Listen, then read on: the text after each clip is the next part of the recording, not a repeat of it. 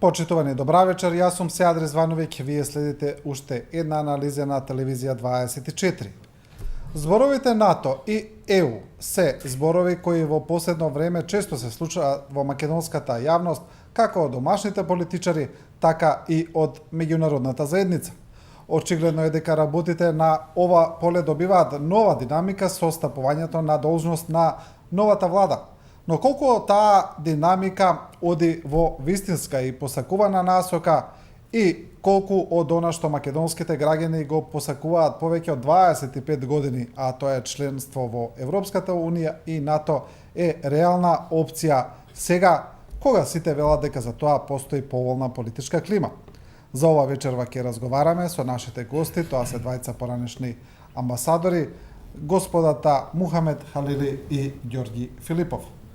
Господа, добра вечер. Добра вечер. Како што кажав и од последната посета на Брисел во НАТО, алијансата на вице-премиерката и министерка Радмила Шекеринска и министрот Димитров од заменик генералниот секретар на НАТО порача дека вратите на НАТО се отворени, а македонските министри за тоа кажаа дека работат на реформите и на исполнување на критериумите. Кажете ми, ви се чини ли дека оваа приказна, особено приказната за НАТО, се пречесто ја слушаме и мислите ли дека навистина работите одат во таа насока?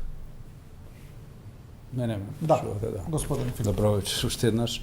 Па, очигледно дека ова македонска нова влада е 3-4 месеци и не е толку веќе нова, решила да преземе по стриктни и поинтензивни и позачестени акции во насока на влегување на Република Македонија во членството во НАТО и во почнување на преговори со Европската Унија. Активностите се очигледни, тие ги има на терен, тие ги има и во воздухот се чувствуваат. Меѓутоа знаеме дека влегувањето во НАТО, зачленувањето не зависи само од нас и од нашата активност, туку зависи и од тоа како ќе се договориме, како ќе го решиме оној проблем, наметнат проблем од нашиот јужен сосед околу разликите со името. Значи, ние сега докажуваме дека ние сме навистина расположени, спремни сме за соработка, спремни сме да изградиме мерки на доверба меѓу двете соседни земји, да разговараме како пријатели. Гледам дека и министерот за надворешни работи често го употребува тој збор на Грција, Козијас, дека ние сме пријателски земји, соседни земји, луѓето се дружат меѓу себе, зошто и државите да не отпочнат со по-интензивна соработка. Меѓутоа, никако да се дојде до оној суштински израз, да се одговори што понатаму, вистински каков чекор натаму ќе се преземе. Добро е што се приближуваме на еден, јас би го нарекол, тој итеративен процес. Полека се приближуваме до некое решение. НАТО, одамна не сме биле на таков состанок, 29 земји плюс една земја, каде што Македонија учествуваше во работа, да се разбира не како член, како гостин, наблюдувач, каде што и на состанокот со заменикот генерален секретар, господјата Раус Гојтенмиле, прифативме и некои обврски да го зголемиме буџетот за одбранат НАТО. Тоа го инсистира од сите земји членки, па и од овие што соработуваат, прифативме да ги покачиме процентот на наше учество во наши војници во мисијата во Авганистан, што е еден знак дека се смета на нас како речиси како равноправна членка. Меѓутоа сето тоа е во една во база, во припремата на нашето зачленување во НАТО.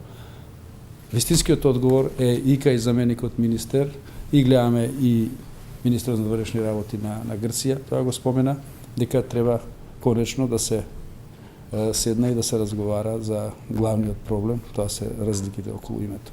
Да, околу тие разлики ќе зборуваме во текот на емисијата, ќе влеземе во некои специфики, во детали. Господине Халили, исто така вие сте долгогодишен посматрач и активен учесник во македонската политика. Ми се чини дека јавноста имала неколку вакви моменти кога евроатлантските интеграции се спомнувале почесто, кога биле почесто во јавноста и кога очекувањата биле поголеми како што се сега. Гледате ли вие во овој момент сега некаква разлика од минатото? Па веќе од 27 години независност, ние 25 години сме ги потрошиле во овие евроатлантски интеграции.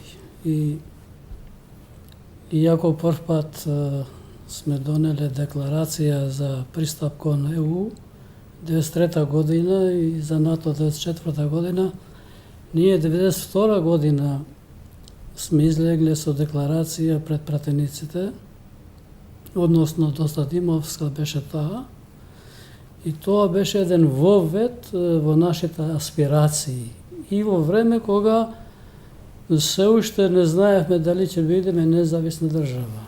Значи, овие два збора перманентно се вртат во нашиот политички живот, а најповеќе се разбира се вртат кога ние создаваме поволна клима и поволни позиции дефинитивно овој проблем да го решиме.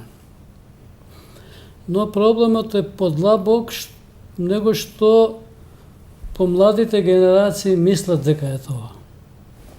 Проблемот е во обидите за независност на Република Македонија, кога на ова аспирација Грција и Србија жестоко се спротивставија, бидејќи сакале да ја чуваат Југославија како целина, односно мини Југославија. И тогаш излезе опцијата на Мицотакис и Милошевиќ да Грција се граничи со Југославија за да се чува оската север-југ. Значи Грција да има пристап кон Русија преку Србија и тогашната Југославија. Откако Бадетер излезе со својата платформа за независност на Република Македонија, дека Македонија ги исполнува условите за независност и препорача референдум, тогаш работите се вртија за 180 степени и веќе Грција и Србија ја признава реалноста дека Македонија е независна држава. Што е причината што тоа до ден денеска не е решено и тешко се решава.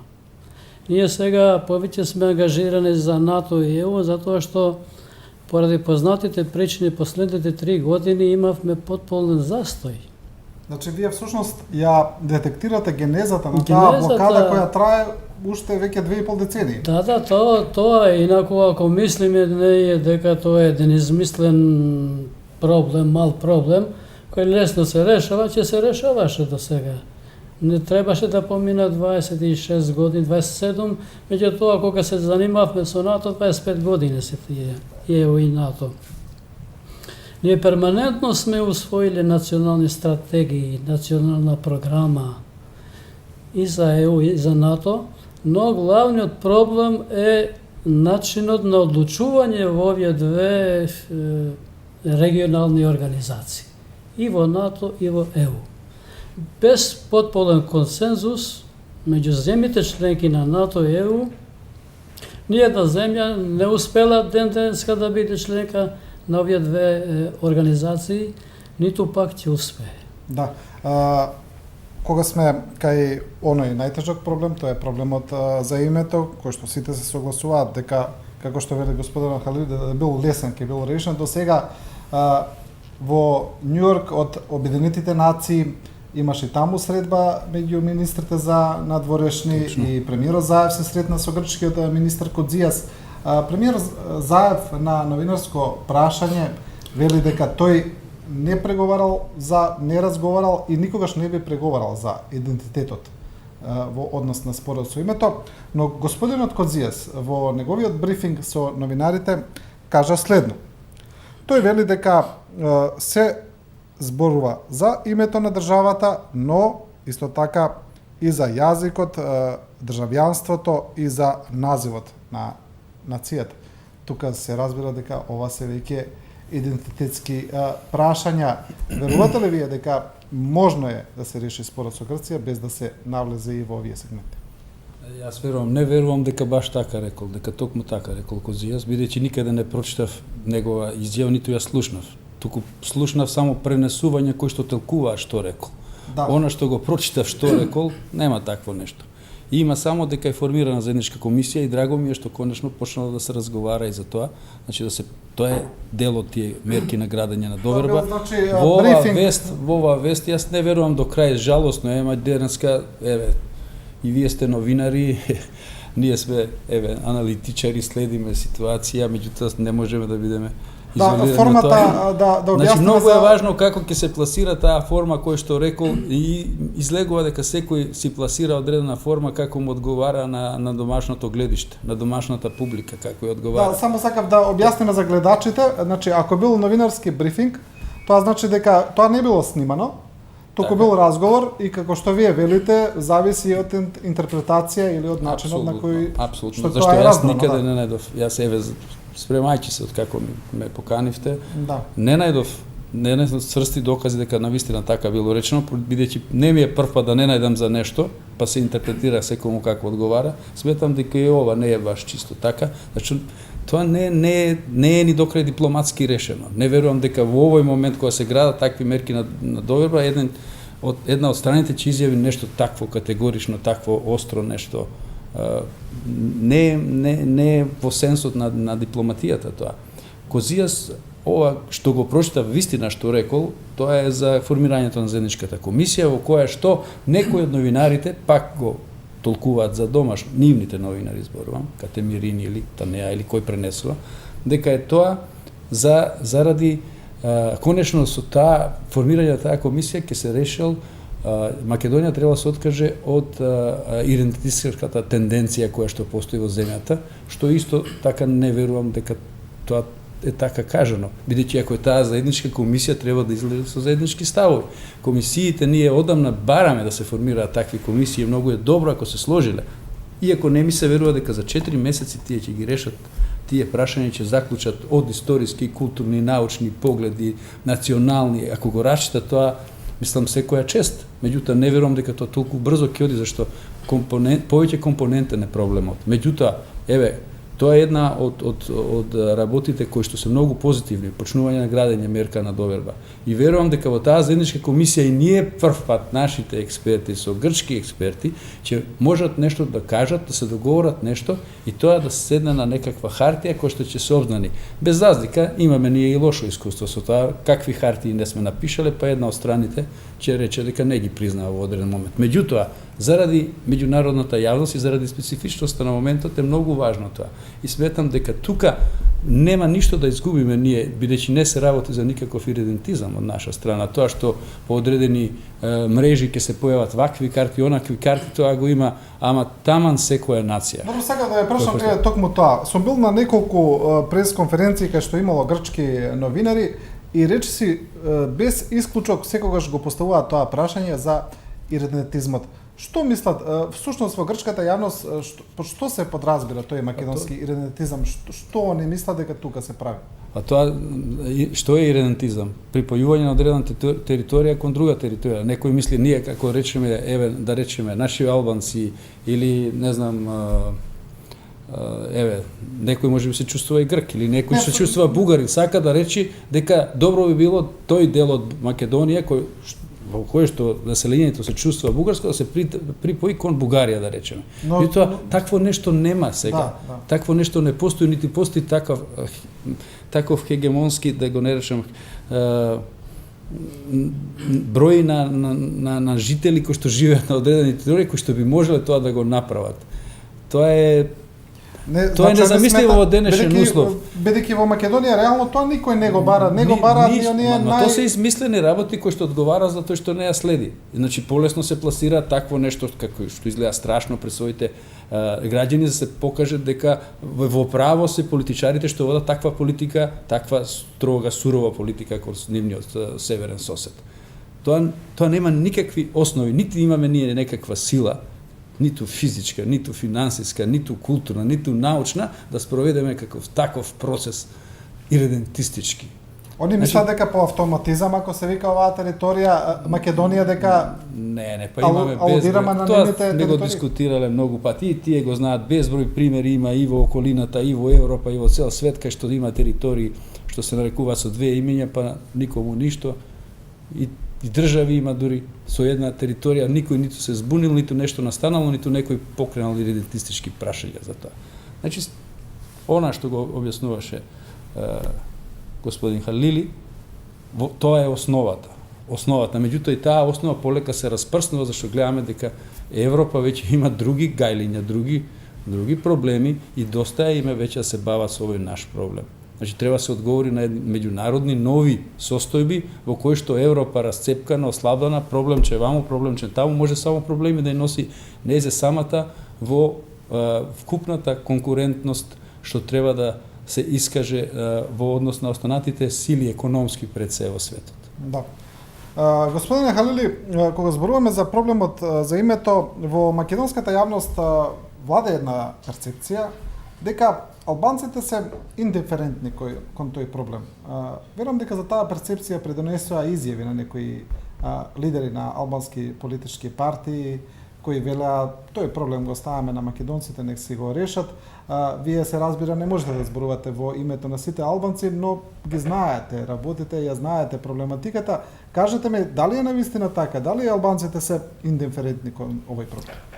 Пред да се обидам да се осврнем на ово, би сакал неколку зборови за вашето прво прашање. Јас не знам што последно време изјавил Коција. Дали навистина изјавил така или не изјавил. Меѓутоа, пред почетокот на функционирањето на ова влада, Коција се изјави дека се работи само за проблем на деноминација на државата. И дека тоа нема врска со идентитетот. Тоа беа неговите зборови од прилика. Меѓутоа, јас знам што изјавил премиерот Заев. Изјавил дека во моментов не сум спремен да разговарам за идентитетски прашања, ако успеам да го цитирам дословно. Јавноста треба да знае дека прво прашање кај грците е промена на име на државата. А второ прашање исто се идентитетските прашања. И не треба да кажеме на јавноста да не се работи само за името и проблемот е решлив. Може би тоа грците го ставиле како двостепено, да стават по строги критериуми за преговарање, па после на крај да кажат дека ево, ние направиме компромис, идентитетските прашања ги оставаме на страна, само на името. Може би ова антихизација кај нас има и некоја тактика, ево и ние сме направили нешто, ќе се повлечеме сега, ќе се откажеме од антихизација и ние правиме компромис, отстапка и се наоѓаме сега да го решиме проблемот со името. Така што грците прво и за земите членки на НАТО така се изјаснуваат. Ова е само проблем на име на државата. Тоа не е точно. 2010 година таков печаток имаше и белгиската дипломатија. И сакале да ме убедат мене дека проблемот е кај вас, затоа што не сакате компромис. Идентитетските прашања не се во оптек.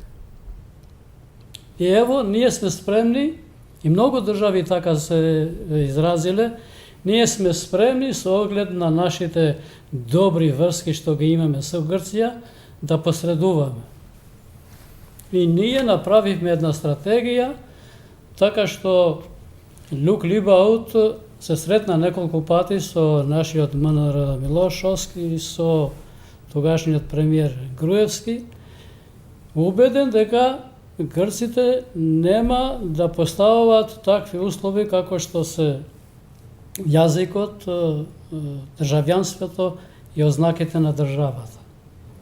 После на крај и самите белгици се убедија дека проблемот е подлабок него што е само проблемот со името. Во однос на ово другото. Ние 93-4 година сме биле активно консултирани од меѓународната заедница по повод проблемот со името. Тогашната наша политичка платформа била во содейство со политичката платформа на Косово и во содейство со политичката платформа на Словенија и Хрватска, дека Република Македонија треба да се оддели од Југославија, да стане независна држава. Тоа е опција. И на Република Македонија, ние како албанци треба да ја даваме поддршка државата да биде независна, да се отцепи од Југославија. И таа стратегија успеа. Ево, Република Македонија денеска е независна држава, Косово стана независна држава и таа јачина, војна јачина, војна сила се распадна и веќе ризиците по обстојување на другите држави сласна.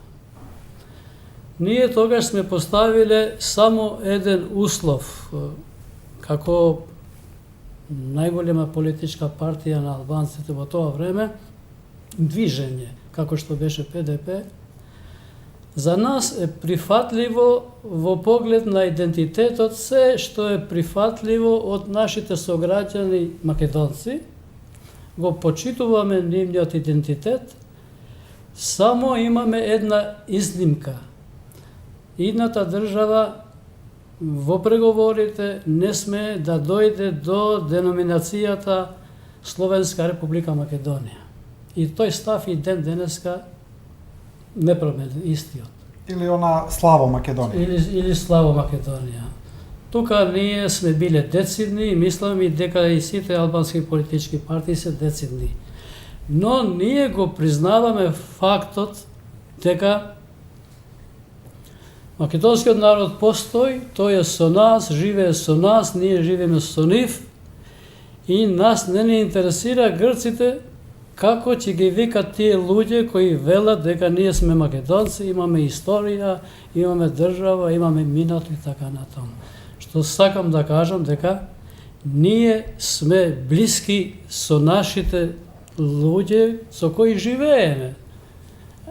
Соседите се друга генерација и со нив треба да соработуваме. Меѓутоа, важно е да ги почитуваме ние нивните национални, верски, културни и јазични чувства и идентитети. Да.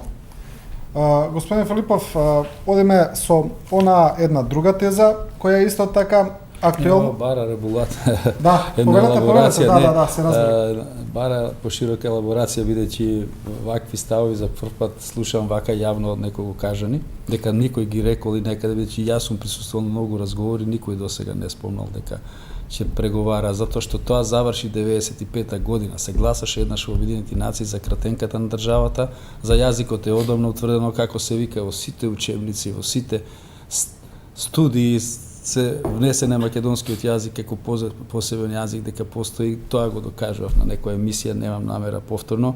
И за тие работи не може да се дискутира повеќе. Како ќе се дискутира за нешто? За дали е морето море или реката река. За тоа не може да се дискутира. Може да се дискутира како ќе ја викаме реката, евентуално. Ама реката е таа вода што тече и таа е таа. Дали ќе ја викаме Дунав или не знам како ја викале во римско време, тоа е друга работа. Значи, не сметам дека може да дојде воопшто до таква дискусија, може би некој има намера, меѓутоа ниту стои во онај договор што го потпишавме 95-та тоа, ниту па некој јавно изразил до сега такво мислење дека понатаму треба до каде тогаш ќе оди тоа преговарање, договарање, до каде, кога ќе биде задоволна таа страна ако има такви некои аспирации, што треба тогаш уште повеќе се промени за да се прифати постоењето од таа држава што е над нив, иако северно од нив, иако таа постои, одиме таму 300-400 илјади секое лето, луѓе живи со пасоши кои што ги ставаат во нивните апарати. Значи Материјално се завршува, формата не се признава иако постои. Во воздухот нешто не се признава што е духовно. Значи не би навлегувал толку зашто не е никаде кажано, ако е тогаш предметот се усложува до безсвест и кипарското прашање многу мало, можеме слободно да го замрзнеме уште утре ова прашање тогаш. Ова решавање, да се замрзне за веки векова, за наредни 100 години, 200 години. Вие пак не ме разбравте. Премиерот рече, не сум спремен да разговарам за такви опции. Добро, го праша новинарите. Дали сте тоа разговарали? што вие велите. Така да. Но барањето на грците постои. Ако вие не се соочили со тоа, не знам. Не, јас не сум се соочил со такво нешто. Сега имаме министар кој што беше толку време во таа комисија, тој Белким знае што се барало до сега, така да од таа страна само тоа сакав да го кажам, дека за работи што веќе се обзнанени какви се, што постојат, тоа се материјални. Нема смисла за нив повеќе да се дискутира и веќе еднаш гласано во Обединети нации, што ќе дискутираме повеќе за кратенките. Имаше во преговорите господине Филипов, кога исто така излегуваа неофицијални информации, значи не се сеќам точно која година беше, тоа беше пред 10 и повеќе години, кога се зборуваше за тоа дека постоеле некакви разговори како ќе биде запишан македонски јазик, например во Обединетите нации. Запишане веќе нема што да постои.